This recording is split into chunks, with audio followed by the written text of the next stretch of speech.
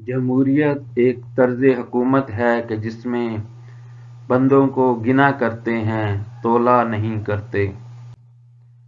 اس راز کو ایک مرد فرنگی نے کیا فاش، ہر چند کے دانا اسے کھولا نہیں کرتے۔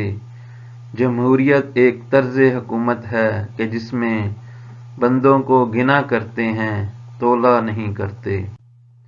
جمہوریت کا لفظ در حقیقت انگریزی لفظ ڈیموکریسی کا ترجمہ ہے، اور انگریزی میں یہ لفظ یونانی زبان سے منتقل ہو کر آیا ہے۔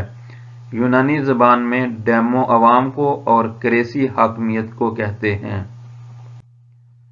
علامہ اقبال مغربی طرز جمہوریت کے قدرداں ہرگز نہ تھے۔ اس ناپسندیدگی کی پہلی وجہ یہ ہے کہ مغربی جمہوریت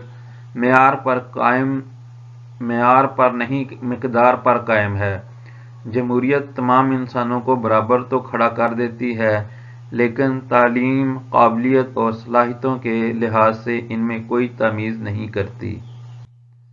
علامہ اقبال ایک اور جگہ فرماتے ہیں کہ جمہور کے ابلیس ہیں ارباب سیاست، باقی نہیں اب میری ضرورت تہ افلاک۔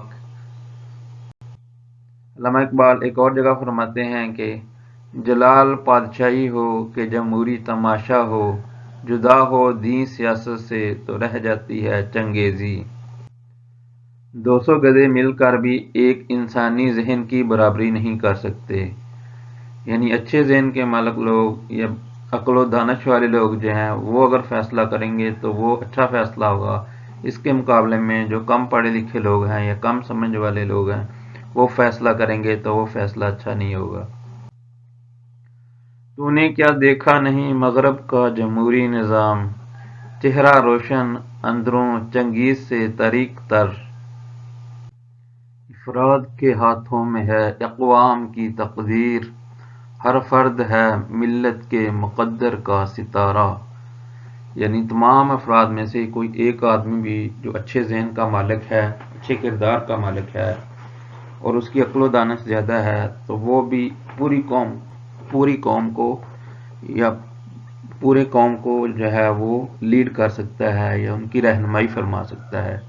جمہوریت میں یہ ہوتا ہے کہ تمام افراد فیصلہ کرتے ہیں کہ یہ ہمارا لیڈر ہوگا، لیکن اس جمہوریت میں یہ ہے کہ اس میں افراد کو نہیں دیکھا جاتا کہ کون سا فرد کتنا قابل ہے، کتنی تعلیم ہے، کتنی عقل و دانش ہے، کتنا اس کا فہم ہے کہ اس کی بنیاد پر فیصلہ ہو جائے۔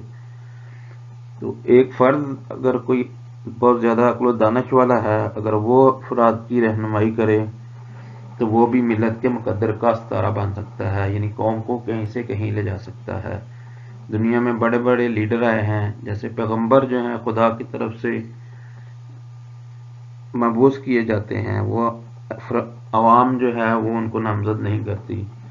تو پیغمبروں نے بھی دنیا کو بہت اچھے نظام دیا ہے یا رہنمائی کی ہے، تو خدا کی طرف سے جو نظام آئے گا وہ بہتر ہوگا، اور جو افراد اپنے لیے کریں گے وہ بہتر نہیں ہوگا۔ تو اس میں جو ہے وحی کے ذریعے نظریات ہم تک پہنچے ہیں یا مذاہب کے ذریعے ہم تک جو نظریات پہنچے ہیں وہ صحیح ہیں۔ جو افراد خود اپنے لیے بناتے ہیں نظریات تو وہ نظریات ٹھیک نہیں ہیں۔